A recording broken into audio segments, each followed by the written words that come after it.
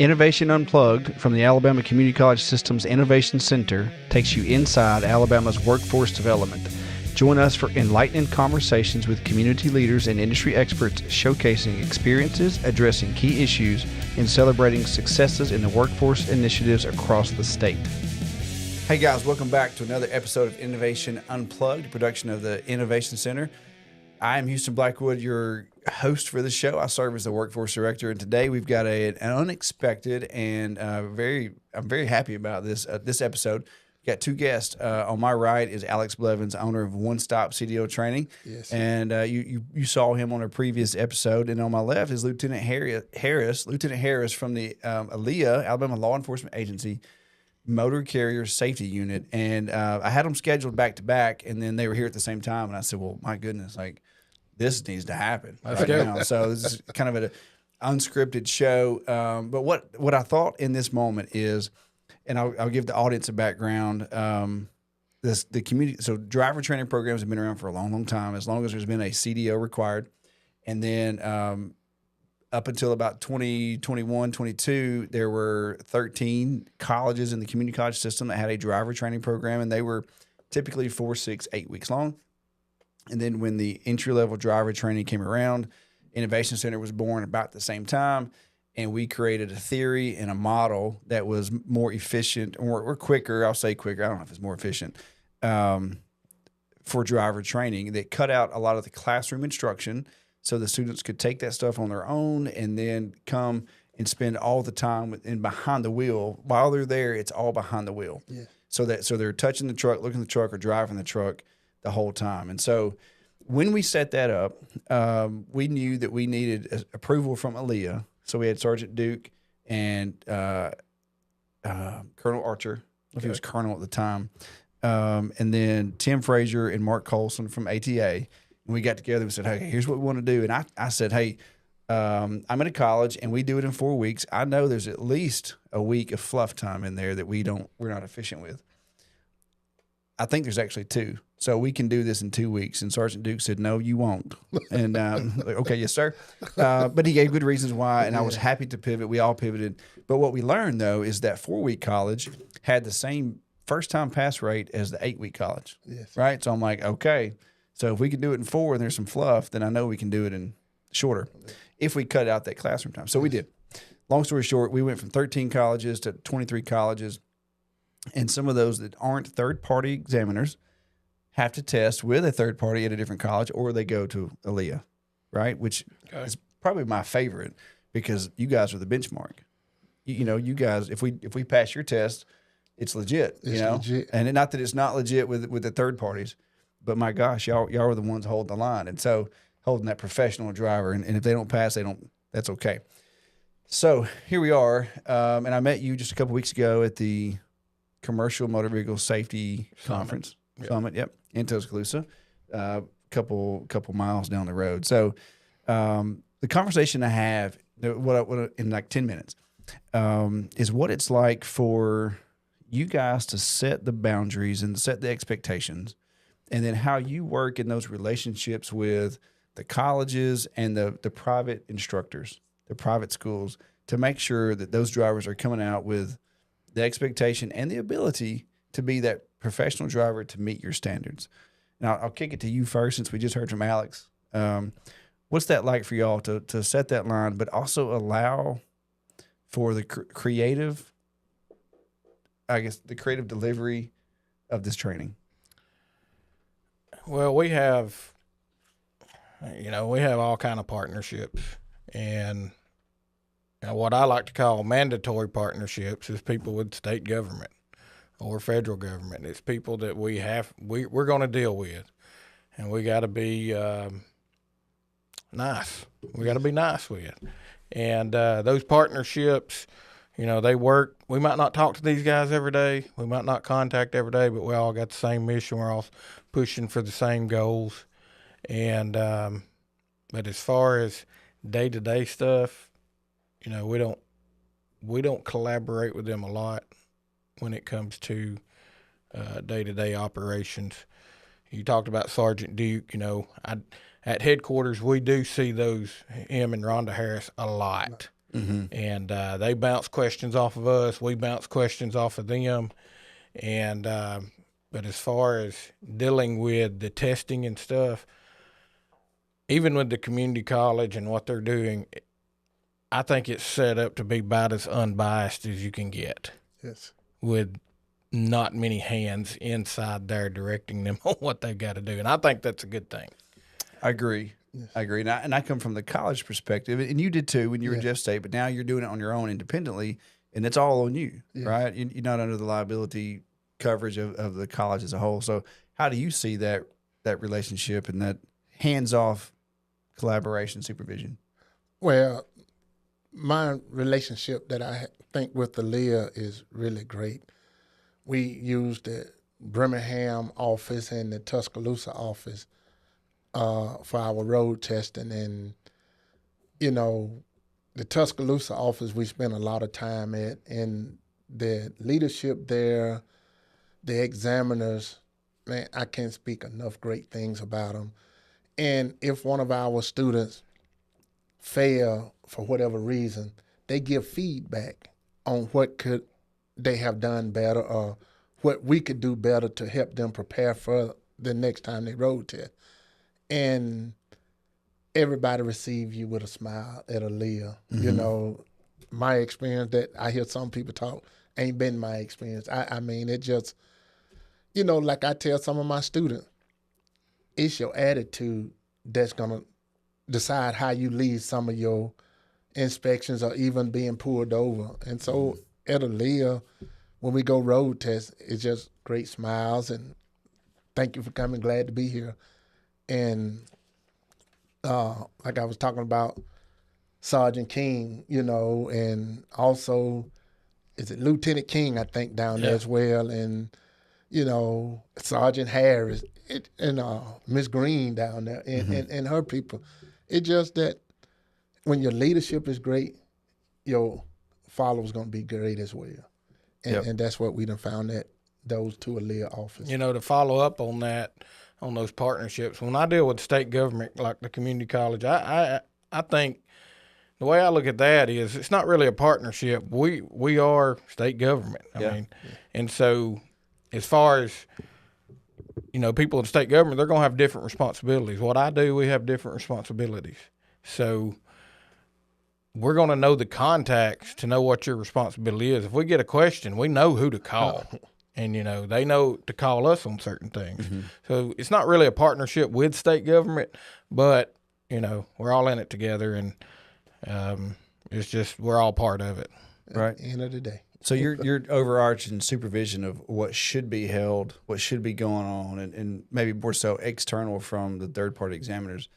What advice would you give if you were speaking to all the other colleges out there that are doing, some are like, you know, Bradley's 8-week course and, you know, the historical flagship of the system, Northeast, Northwest are both, you know, 4 to 6 weeks. And now they're working on the 3-week model that's very efficient. But then you have like LBW and Sneed who will take a guy who's been driving 40-foot cattle trailers for 40 years and just comes in to get his CDL. And he can put that trailer on this table if you need him to, right? He's safe and he can do it. But what advice would you give to all of those different types of CDL training schools about how to navigate that supervision from y'all, from the top down? How to navigate the supervision? Explain your question there. Okay. Yeah. So, you know, so Bradley, you know, he's, and when we first started this thing, Sergeant Duke and Colonel Archer, like, and Rhonda Harris, like, you got to go see if do it Bradley's way. I was like, well, we can't. We're not trying to do it in 8 weeks. Right. You know, like, I get the value of that for those professional over the road drivers who that's going to be but the guy, you know, Darrell Rankins from Auburn, who was one of the first to take it, or second one, like he literally was a cattleman and he was driving in his 150 miles, but now we needed him to be able to take that course as soon and complete it as soon as he could, because he was making money and his livelihood depended on it. So you have the colleges like Southern Union who adopted it well, but then you have LBW who only serves industry. LBW doesn't own a truck. Right. So how can they work to meet the same expectation that y'all set, like Bradley and Dean Faust and Paul Sanders over at Tuscaloosa, at Shelton. How can those newer groups meet the same expectations from y'all compared to the historical groups? You know, I thought about this on the way up here, kind of what you're going into. And, you know, you brought up something in this agenda that a lot of people don't think about, and that's workforce programs. You know, and they're always going to have an edge on college because, you know, if you're this versus that, they're going to be paid to go to that school and versus not being paid to go to it. And so when those guys are trying to recruit, I'm assuming you're talking about maybe they might be part of temp agencies and stuff like that. Or they work for like a utility company. Okay. You know, and they've been driving a Class B truck, just like the bucket truck, and they're going to go move to Class A with that pinhole hook restriction. I mean, the availability of allowing their guys to do it at night would be one of the biggest things. Yeah. And, you know, if you only drive during the daytime, you're only getting half of the experience anyways. But especially the availability, even some of our guys that went and took some of their courses, you know, just being able to do it on their time has been very beneficial and a very good recruiting tool. Okay. So as long as they're meeting your ultimate standards set by Aaliyah. And you know, I think that's something community college has always done. You know, all of my kids has went through Northwest Shoals, and some of them took it at night. Yeah. Some of them took it. One of my kids was she took everything online because she's not a social person. Yeah. And the other one had to be in class because she is a social person. Yeah. We work very hard to be as creative and serve students where they are, for sure. Alex, what would you say to your colleagues around the state about working with Aaliyah and from the top down and meeting the federal standards, of course, but then working with Aaliyah because they're the ones that are right here monitoring and holding that line, holding that inspection. What advice would you give to all those colleges about how they're setting up the programs and working with Aaliyah to make sure it's right? Well, at the end of the day, Aaliyah is the final decision maker on that. So I think if, you know, you got a good relationship with them and, you know, all of us is learning all of this together. And one thing I have found out about it, that Aaliyah do listen at some of that feedback and the questions that community colleges do have and try to adjust and work with it. But I do think that if everybody can come to the table and like, okay, this and what they got wrote down, and we just adjust and work with what they got in place. You know, another thing is any safety meeting I go to, I never underestimate the crowd or the people that I'm speaking to. Yeah. I never overestimate them either. And so when you're bringing kids in or you're bringing adults in to do any kind of schooling, you really need to set it up with an orientation of how all this is set up. And a lot of people don't know that we get a grant from FMCSA and we facilitate that grant on this regulation. And then we enforce these rules per that grant, per those regulations. And it's not really anything that our state is going out and doing. It's because they adopted these regulations from 49 CFR title. And a lot of times, you know, drivers don't even know that exists. Exactly. And they don't know, you know, they might not know that, you know, a good thing is just to set up the way the titles go. You got the federal, you got state, which deals with weights and measures. And, you know, that's going to be different in every state.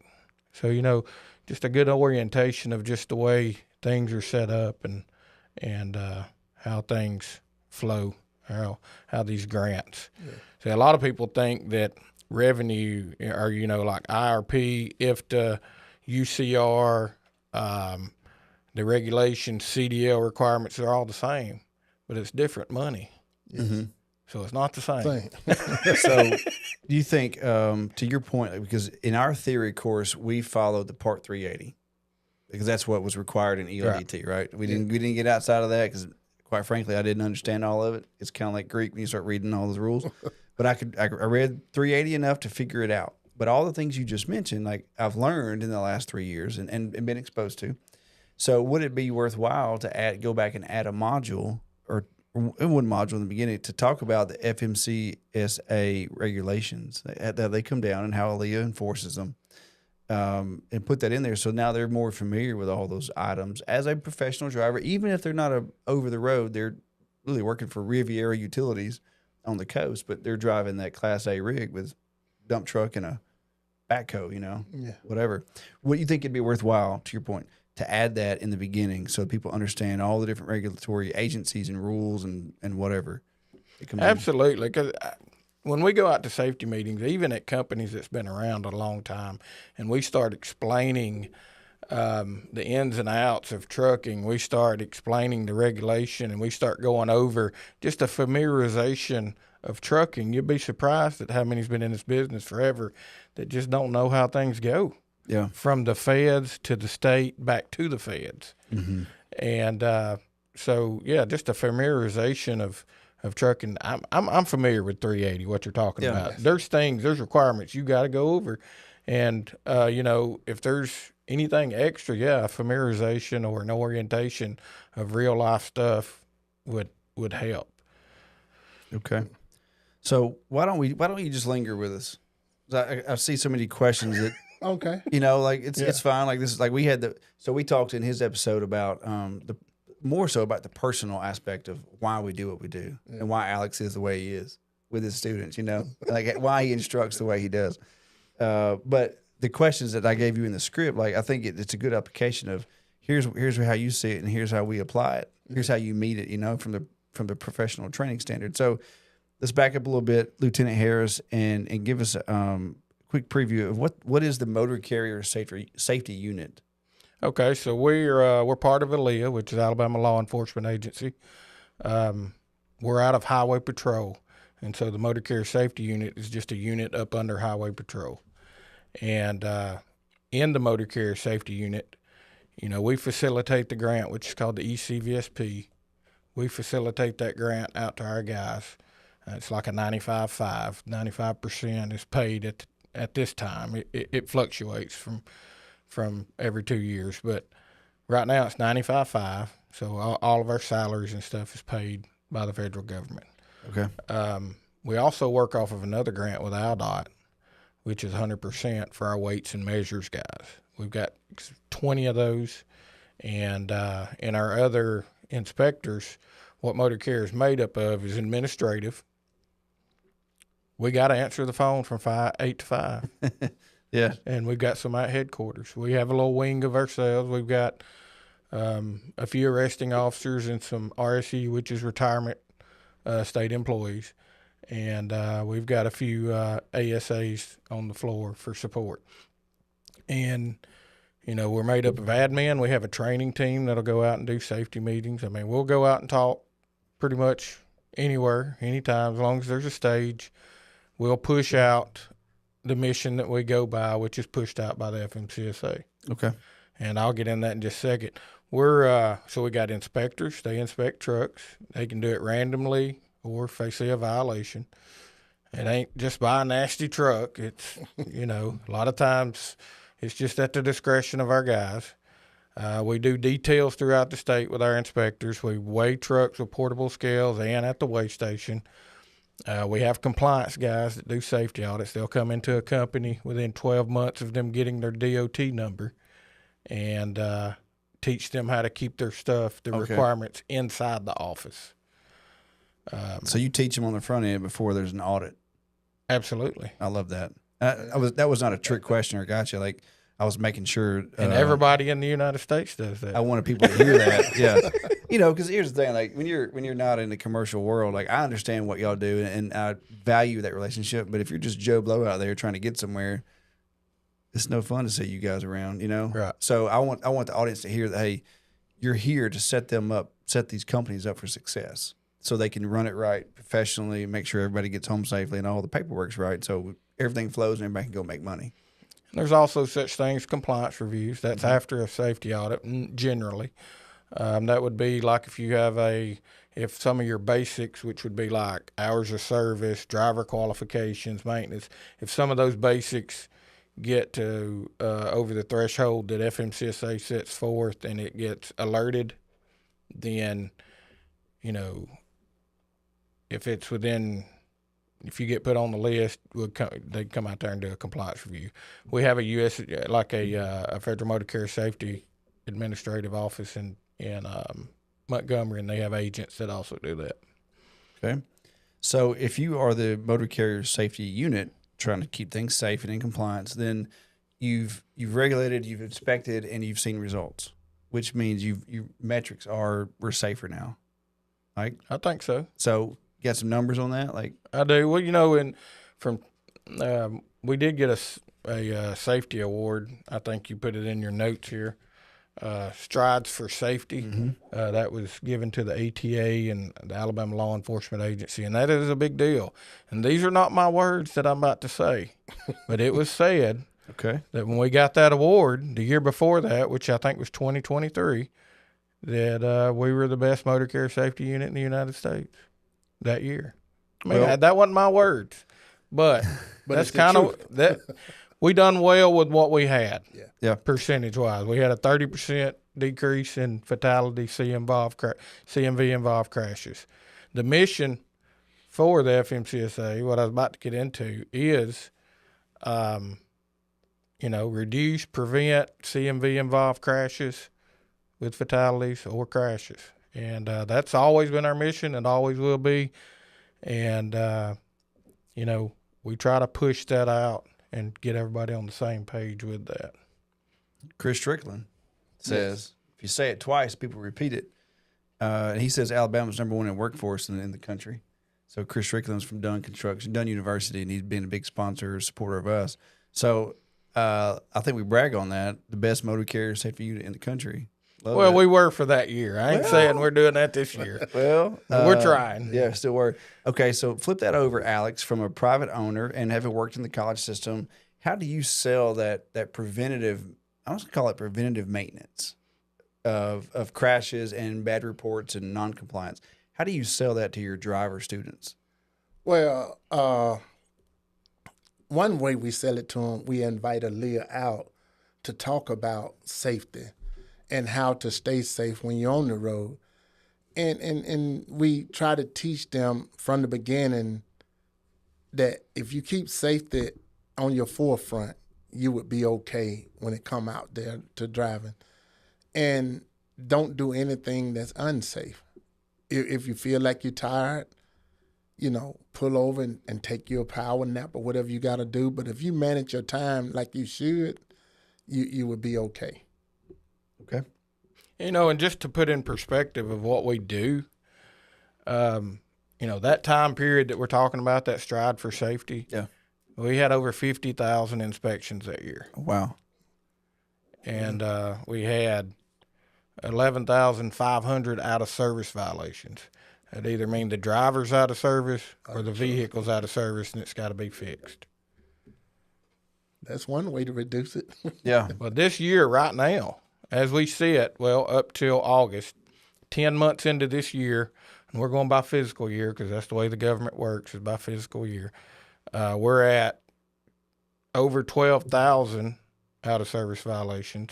Wow. We've done a little over 38,000 inspections. 53% of those inspections had violations, to add up to 76,000 violations that we've wrote up since January. Okay. Now, those may be minor things, like could be a light lens of a turn signal's off, or it might be 12,000 of them wasn't. I know. I know. I'm just saying, like, it can be out of service means imminent hazard. Okay, imminent hazard. Okay. Well, that's what I was trying to get to for the audience, because if you're just soccer mom out there, you don't know what a imminent violation, what'd you call it? Imminent hazard. Imminent hazard, which means danger, Will Robinson. That truck's not right. Okay? And that's why we talk so much about pre-tripping your truck. Mm-hmm. A lot of those probably out of service could have been prevented if they had did a correct pre-trip before they hit on the road. Absolutely. Yeah. So do y'all ever teach, and I'm asking something, I should know this answer, do y'all ever go and teach a proper roadside or pre-trip inspection at the colleges and show the students what it looks like? I'm not sure if we've been out there or not. I think Matt's come out there, hasn't he? Matt, oh man, I can just name Corporal so many Vaughn. troopers. I met over 20 state troopers a couple of years ago, and each one I call, they would show up in the classroom, or we'll meet Trooper Parker down here on this end. He would meet us at the rest area and show them how to properly pre-trip your truck and what they look for when they pull you over.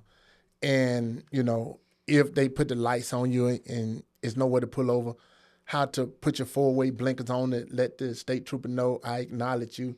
I'm trying to go somewhere safe right now. So those kind of things means a lot.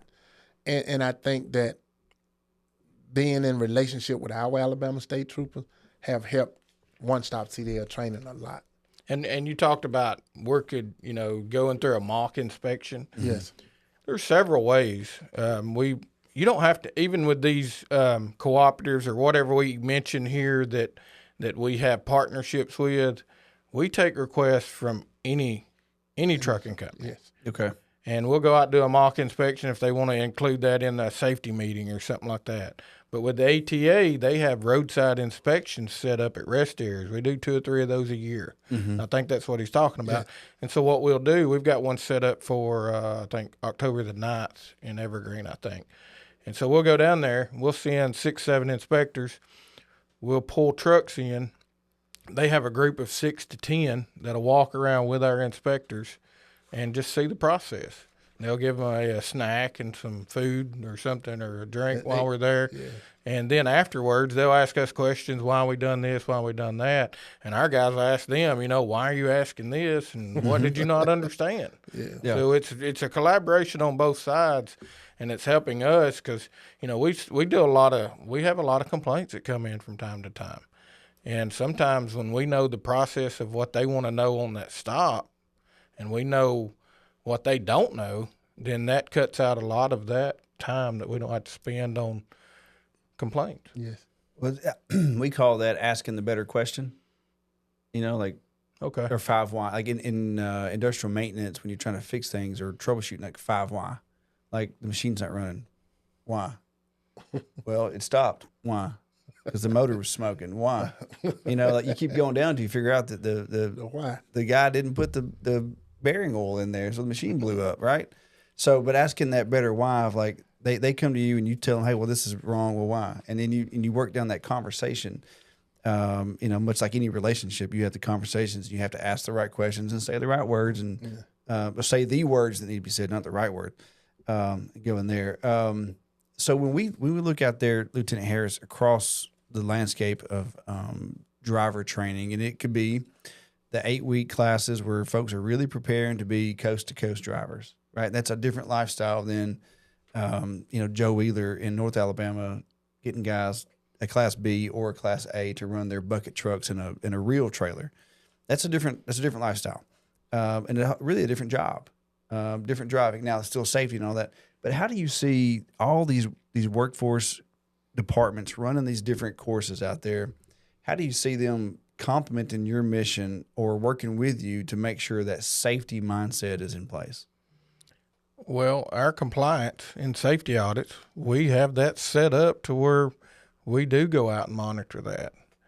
So I'm going to tell on my age, but I've been in motor carrier since 2007, and I've been a trooper for right at 23 years. But I've done everything they are in motor carrier. So when I done safety audits and compliance reviews, which I'm still certified in safety audits, we'd go out and make recommendations. We'd look at their whole totality of what they're doing. We'd find violations.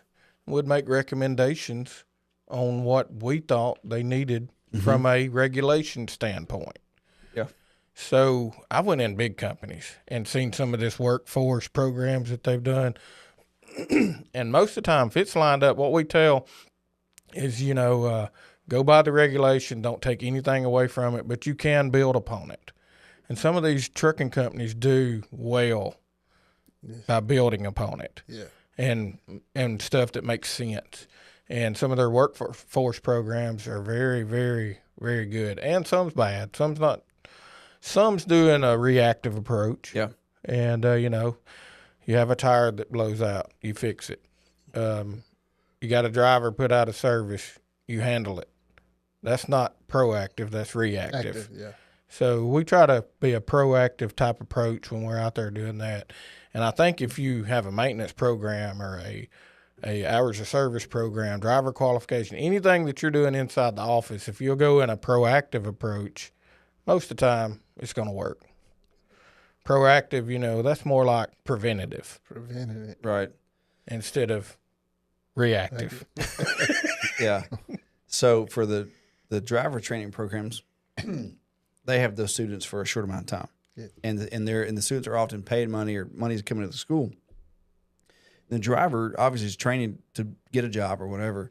But when you have a company that set up their internal program, maybe they take drivers who have a CDL and put them through their, I'll call it apprentice program. What would you call it? Like just a driver training program, right? Yeah. And some obviously are better than others. But how do you prepare as an instructor to teach all of these things in the course, or at least make them aware of it? So then when they get to that company and now they're going through that training program, they understand the company is meeting this mark of the feds and the state, and now we're adding to it because we care and we want to be. How do you sell that to your students? Well, wherever you do go, you will have a trainer, but we like to train our students so when they do get with a trainer, the trainer be like, okay, they came from One Stop, they know a little something. So we try to help them with that, and we do let them know that just because you get a CDL, you still got to go through more training once you get on with the company. Like one of our companies, they have a 6-week training program that they go out across the road with a driver. And once that 6 week up, the trainer sign off whether they should be by themselves. And the safety guy come in and do the road test with them to make sure that they are able and capable of handling the truck alone. And so, but we do let them know that, and which I think is a great thing because it can be some stuff that was missed in the classroom, and also it's stuff that company requires that no school know about or teaches. So the extra training, Right. It don't do nothing but help you. So just what I hear you say is for the audience, like the students are coached on, hey, we're gonna get you this far, and you need to expect, if you're working for a reputable company, that they're gonna have something to take you here. Yeah. Right. And and I'm not saying that if they just go work, that there's not anything that's a bad company, but especially if it's over the road, whatnot. I'm looking, and while we're on that topic of inspections, before we move on into what's in the future, I tried to poll the groups. Man, my college just let me down a little bit. I sent a link out. I was like, hey, I got Lieutenant Harris coming on. Send this to your students. Get their questions. I was expecting like 100 questions to choose from. I didn't get very many. I'm a little disappointed by that. But okay. I think the one, actually, out of all that, like the one question that I think they all need to hear, and this came from here in Tuscaloosa, thinking if the driver's out there and they're on their own and it's not staged and it's not a setup thing, like they get pulled over, it's inspection time, right? What should they expect? Like, how should that driver respond when the trooper gets them safely to the side of the road, and here we go? We're going to try to respond courtesy, and we're going to try to be nice and just a good attitude. Be open-minded. When you're dealing with state troopers and truck inspectors, none of them are the same. But we're all going to try. We have the 37-step process, and we got to meet those requirements on that inspection. A level 1 is going to be different from a level 2. On a level 1, we would try to get you somewhere safer where we could go under it. A level 2 is going to be a walk around, so most of the time, an exit ramp or somewhere off the roadway, more than what you could do a level 3, because a level 3 is just the driver credentials. First 13 steps in a inspection is a driver inspection, which would be a level 3. And so if you do the full 37-step process, it should, events, weather, traffic could dictate how you do it. It shouldn't by much, but it would dictate as long as you hit all those points. Okay. But just being open-minded and knowing that we are legal to do inspections. Yeah. And, we're having a problem lately with this. Okay. And so, You know, we are in our legal right to be doing a truck inspection randomly in Alabama. Okay, so and stop me if I go too far, right? But I got you here, and we've never had this opportunity. So if I'm a Class D licensed driver and officer pulls me over, not a trooper, but any officer or a trooper, they have to have probable cause or something reasonable to pull me over. Probable cause for a traffic stop, for whatever the thing could be. But for the differentiation here, for a professional driver, a commercial driver, doesn't matter. Like, right, I can be behind you. It can be for an inspection. Okay, and so I'm behind this bucket truck, whatever, and I just pull them over. Okay, because I can. And maybe the initiative is random inspections. I don't know. But so then that driver gets pulled over, and does it ever stop at a level 3? Or we start at a level 3. Okay. If there's a reason for us to go to a level 2, we bump it up to a level 2.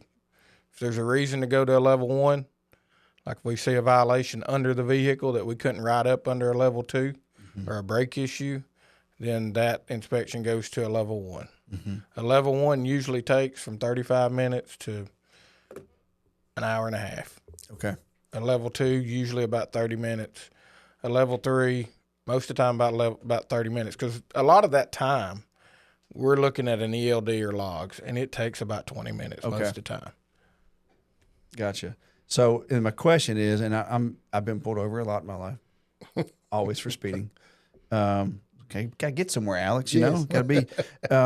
But one time I was not in a good mood, and I made it worse on my own. This guy owned it. But every other time after that, I was like, "Hey, okay, you got me." Try to be nice, obviously, because you guys have a job to do out there on the regular troopers. Is it possible to tell the listening audience, these students, when you get pulled over, how important is that first contact, that attitude, and what you look like when you get out of that truck? We had a conversation earlier about professional dress, and he doesn't allow flip-flops on his yard, but that driver gets out, shirt tucked in, looking neat. Maybe he's working all day, he's dirty, but he's neat, he's professional, he's nice. Hello, Mr. Trooper, how can I help you? I'm sure that stuff matters. Okay. We try to teach our guys regulation-based type stuff, law-based type stuff. We hardly ever pull over randomly. We can, but a lot of times it's for a violation that we've seen, or some kind of probable cause for a moving violation. The majority of our stops is based upon those, or based upon a detail or a saturation that we're doing that week. Like we're concentrating on intermodals today, or we're concentrating on hazmat, or we're concentrating on cargo tanks or passenger carriers. Because see, what you don't know is you can't just inspect a passenger carrier if you're not certified to do so. Right. We don't have that many. Okay. I did not know that. All right. Did you know that? What? That you have to have a certification to inspect a passenger. He knew that. No, I Oh, you didn't know that? Got it. Okay. All right. Well, in order to do a cargo tank, to ride up a cargo tank violation, you got to be certified in hazmat cargo tanks. Really?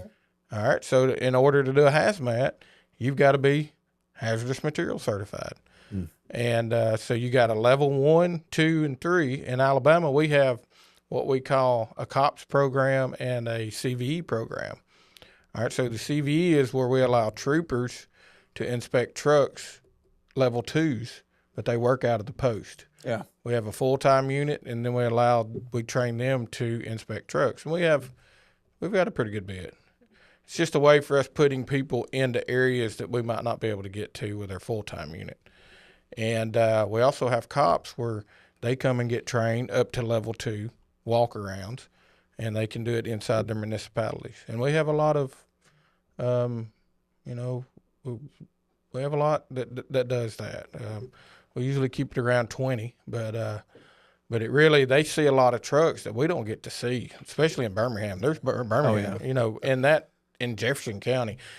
A lot of those trucks never come out of Jefferson County. We don't never see them. Well, I'm going to come back to that, but what I want the audience to hear out there is that if you're a commercial driver and you get pulled over by a trooper or any person from Aaliyah, there's a reason. Like it's most of the time pretty rare for it just be a random. I'm going to pull this guy over because roll tide. I don't know. We can. Yeah. A lot of times we see truck, stop truck, because, just by these numbers, we didn't just come by this number just because we thought 50,000 was just a good number to get. Right. I mean, we have goals that said in our grant that we need to meet. This year's goal is 40,500, which we've already made it. But there's a reason. Like either you said there was a saturation about different types of containers, whatever. There's a reason. So when you get pulled over, like, hey, be cool. Yep. Like there's a reason the reason they're there. Answer the questions and move on, and you'll be along a lot quicker. I'm not saying you guys escalate to level 1 because somebody was rude. Oh, no. No, never do that. No. But like, it's just like, just be cool. And like, there's a reason that is happening. And it's probably your fault if something's wrong in there, right? Most of our guys are very thick-skinned. I'm going to say 100% of them are. They're not going to let personality, attitude dictate where they go. Right. And we have a lot of professional guys. And, of course, they're – a great personality, a good attitude, being courteous would be great. Sure. But you're just not going to get that every time. But I'm telling you, 95% of the drivers, I would say 98% of the drivers, perfect. Yeah. Well, in the next 5 years, with technology increasing, electric trucks, automatic trucks, what do you call them? Automated trucks. What do you see as far as inspections and regulation in the next 5 years from the law enforcement side, also compared to teaching it from your side? Like, we'll start with you. Where do you see that going in the next few years? With especially with more technology, pass through technology, or automated trucks. Well, you might not know, but we do have a truck. We do have a company that has an automated truck coming through our state. Really? I did not know that. We do. Yeah, you should have listened in that CMV summit instead of just sitting back there at that booth. I could hear it, Lieutenant. I could hear it just fine. What happens in those work never stops, man. People need things. But yeah, okay. So tell me about the automated truck that comes through. So it got introduced. I'm not sure which session that it went through 2 or 3 years ago, but we do have a truck that goes from over to Atlanta from Houston. It comes through our state every day. Really? Yeah, more than one truck. Okay. There's no driver in it. There's got to be a driver. He's usually in the sleeper. No way. Now Did you know this? Now we're gonna be looking up in trucks. Did you know this? I did not know that. Oh man. Not that we know of that one's come through without a driver yet, but I think it's probably coming.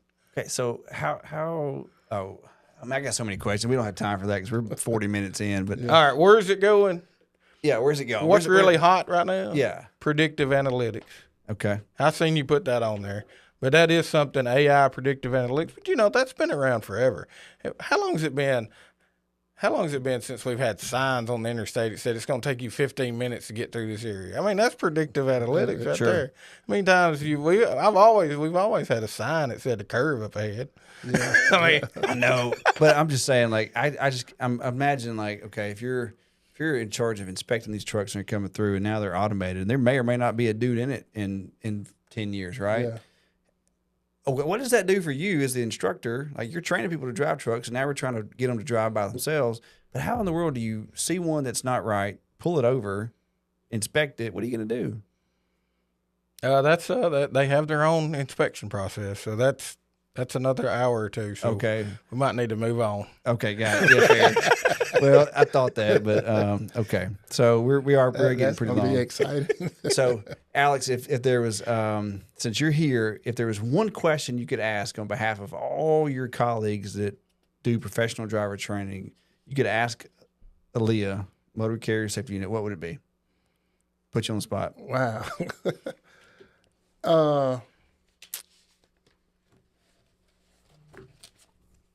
What would it take?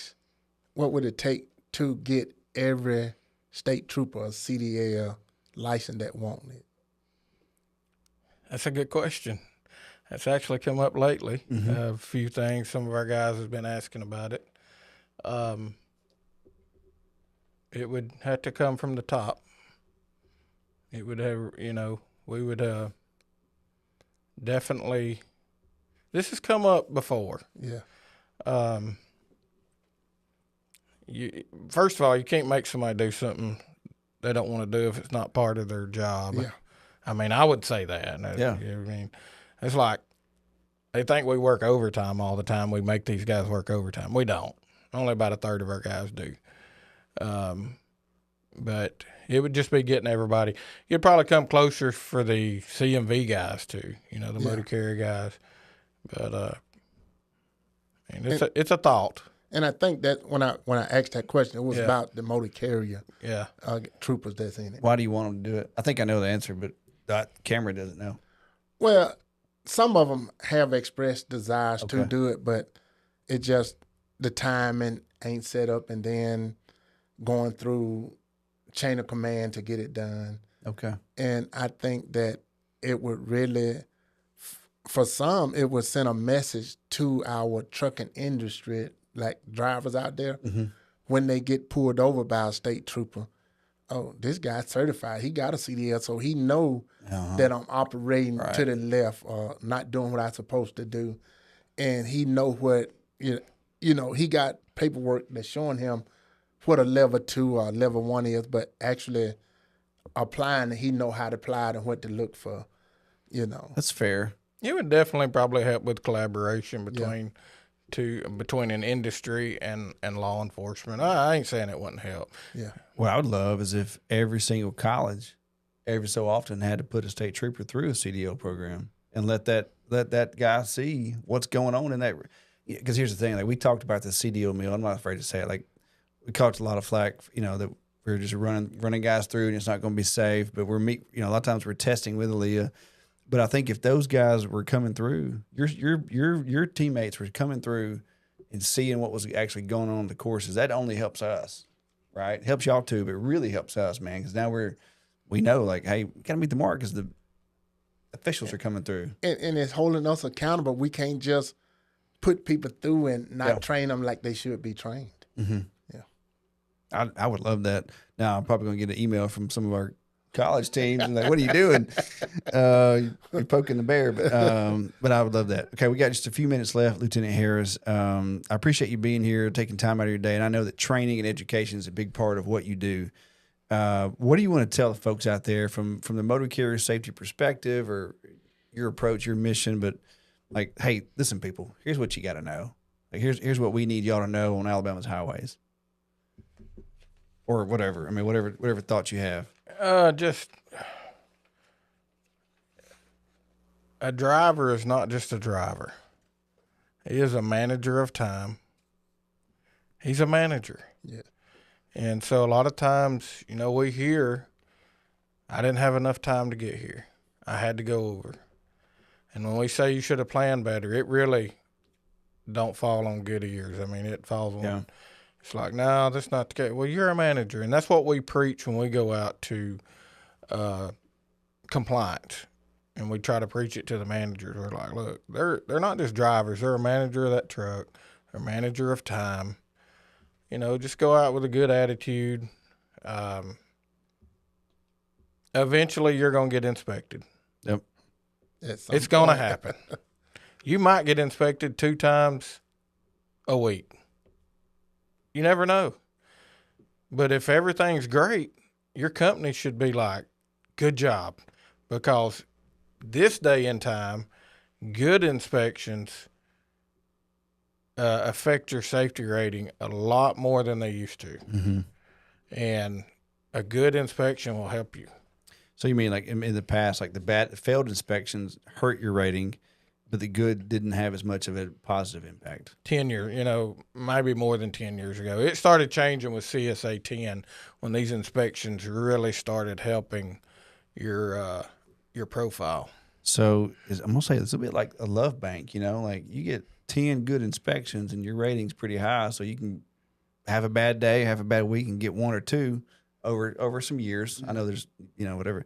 So you're not just like negatively impacted every time, right? I'm really summarizing, but a good pre-trip and a good post-trip goes a long ways. Yeah.